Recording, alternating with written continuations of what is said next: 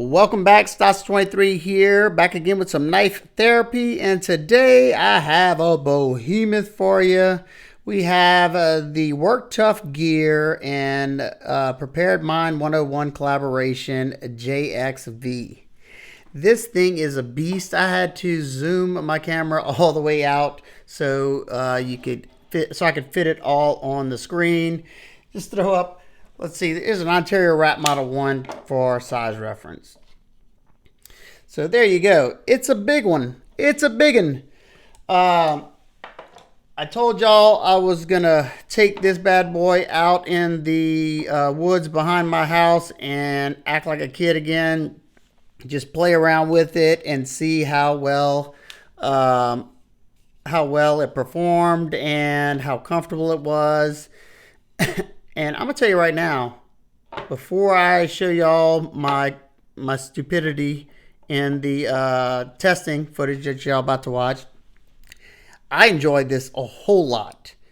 One thing that I can say for sure is that Work Tuff Gear does an excellent job heat treating their steel. This is in SK85. And you can see, I think I got most of the rust off, or patina, whatever you want to call it. It has a, I don't know if it's a coating or blasted finish, something like that on here. And I put some coating on it to try to stop it from rusting, but I do live in the South, so it's very humid here. And that's what's poking through. Probably not the knife's fault. I didn't coat it before the first use, so I call it my fault. You have a ginormous blade here, but it's not, believe it or not, it's not forward heavy. It's pretty well balanced, especially in this choke up spot. I love this little sweet spot right here for whenever you are like doing snap cutting and stuff like that. You have a very shallow saber grind right here. And one thing that surprised me a whole bunch is the edge bevel on here. I expected this thing to be like 30 degrees in, per side, just because it's, an outdoors knife. But to my surprise, I put it on my goniometer because I was going to sharpen it up to get ready to test. And I was amazed to find out that one of the sides was 13 degrees and the other was, I think, 15 or 16. I was like, wow. Most of my folding knives aren't that thin. I mean, that's like Spyderco bevels right there. I don't know if that's normal, common. Maybe I just got one that snuck away. Now, of course, it gets a good bit thicker up here at the tip. You can see how thick that tip is. And that's what you want to see anyway. But, from here to, you could actually see, because I right here, that's how thin it is from there to there. Then here, up here to the front, it thickens up a little bit. I forgot what those exact bevels are. But enough talking. Let's watch me act like a fool in the woods, and I'll be right back. All right, time to have a little fun. We're going to do some basic chopping. Hopefully the sound comes through, and hopefully you can see good. All this was dead beforehand. Nice.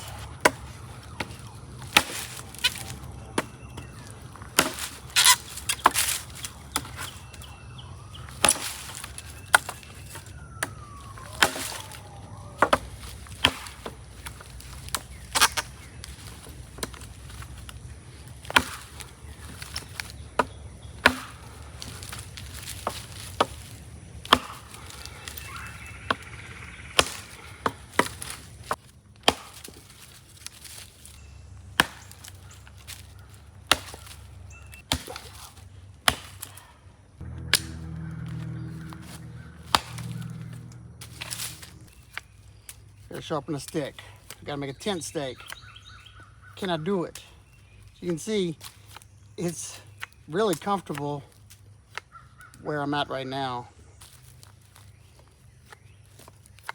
Now this is wet, so it's not the hardest. but I do have a good bit of control. Like I said, I do this with folding knives a lot. I like to whittle. So it's definitely not gonna be as comfortable as a folder, but it's not trying to be. Big chunks.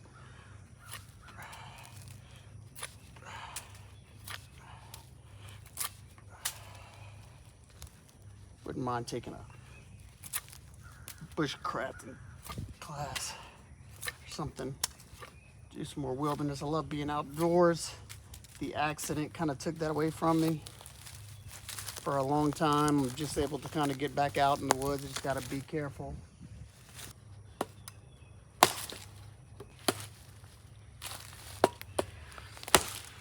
Oh yeah. Now this is, I think this is pretty rotten. Let's put time to it. See if this is gonna be enough.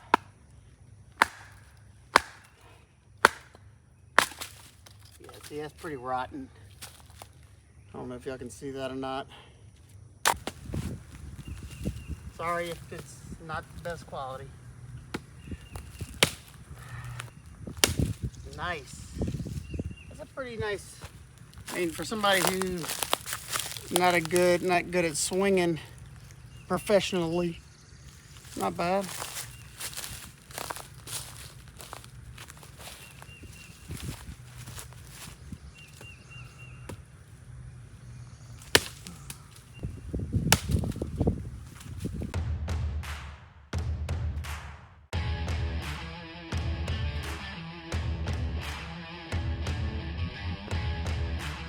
Well, since the red bugs tore me up, I decided to take the testing inside my garage. And while I was in there, I decided why not sharpen it up and see what one of my edge bevels would be like on the knife. That's, like I said before, how I discovered the very shallow edge bevels. I think shallow, whatever you want to call it. It was like 13 and 16 degrees per side. And it made a dramatic difference. Now the edge that came on it was good. It was just fine for doing the outside test, but it really was biting very well once I put my own edge on it. And I was just having some fun. I wanted to act like I was in blade sports, chopping through this 2x4, and talk about a dumb mistake. I picked up wood chips for about a week. Like I said, yep, terrible idea. Not too smart. A lot of fun though. And it was doing very well. And after I got through the wood, I wanted to see how the heat treat was on the SK85 with other than wood stuff, because I mean most edges can last a good while just chopping wood unless you're doing a lot of hardwood chopping. And then right here, I'm basically once again showing that I'm able to control this big fixed blade rather easily.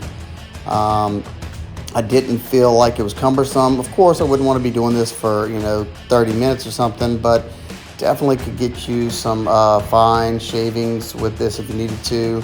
And it's just not very front heavy like you would see on a chopper. It's balanced well for that in the middle type of use.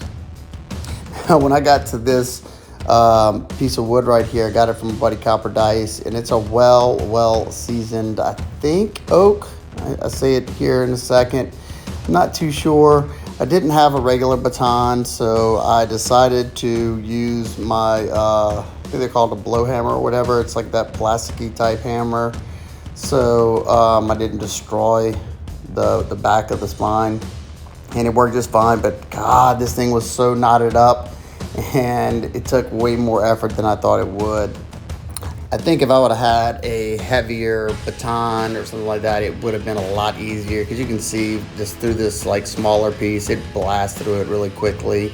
It's made the way that saber grind comes up. It's an excellent splitting style of grind, because it has that nice wedge effect once it gets up to the that flat portion of the blade. Now we can just move on just to some random things. I want to test that edge bevel out, see how well that SK85 holds up. Not something you'd probably ever do. This is that gardening edge. I think it's edging for a garden. And it's, it's not the hardest plastic or rubber, whatever you want to call it. but it's not the easiest to cut. But it handled it pretty darn good. And here, we're just, once again, cutting some cardboard. This is that corner cardboard I do in most of my tests anyway. It was kind of difficult to kind of decide how I was going to cut it. I wasn't just going to chop through it, but figured I'd start it with a half of a chop and then, work my way around it. The tubing, not a problem. And that piece underneath me, I think, another piece of, oak, that hardened piece of oak. It's just a very old piece that my buddy Copper Dice gave to me as well that I'm using to chop on. And we move on to the big rope. This is 1.25 inch twisted sisal rope. It might be a little bit bigger than that. I think it's 1.25 inch, but I was just going full chop mode on this just to make another huge mess. Yeah, it's always fun to pick up all these messes, but I do it for y'all guys because I love y'all and I love doing these for y'all.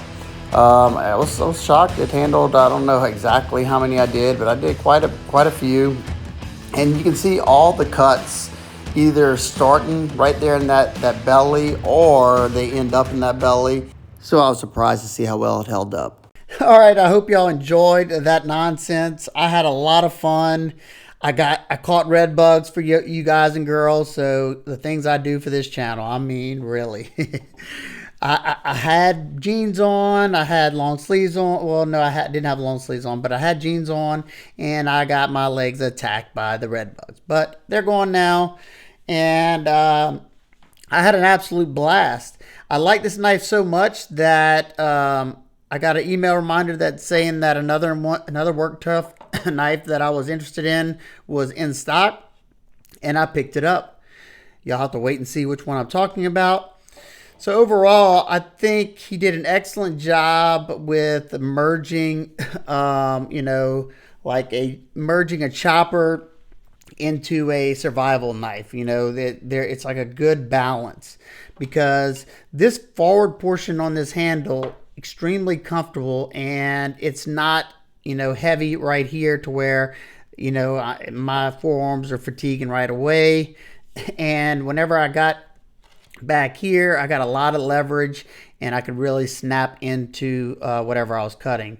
I felt like I had a lot of power and I had a lot of fun. I know that. I mean, you saw in some of the testing where I was able to hold something and, make some curls. Not something I expected to be able to do with this big of a knife. The sheath that it comes with is pretty good. It feels like it's a little thin for such a beast of a knife. You do have a 90-degree spine on here that has a burr. That's how much of a 90-degree spine. But it feels like this thing, I know it's a big old sheath. It does have a drainage hole right there. Tons of lashing points.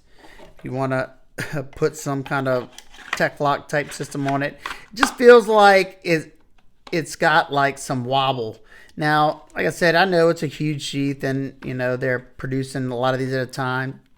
But I may heat this up and pinch this a little bit more, the pinch point. I don't know. I'll wait and see. Right now, it serves its purpose. And like I said, it wasn't going to be my last Work Tuff Gear knife. I've been watching Chris Tanner Prepared Mind 101 for a long time, and it's really cool to finally pick up one of his design fixed blades. So there you go. If you have any questions, comments, concerns, please leave down below. Like I said before, I am not a woods guy, nor do I claim to be a bushcraft or a wood specialist or anything. I'm just a knife lover having some fun with a big old fixed blade. If y'all like it, give me a thumbs up.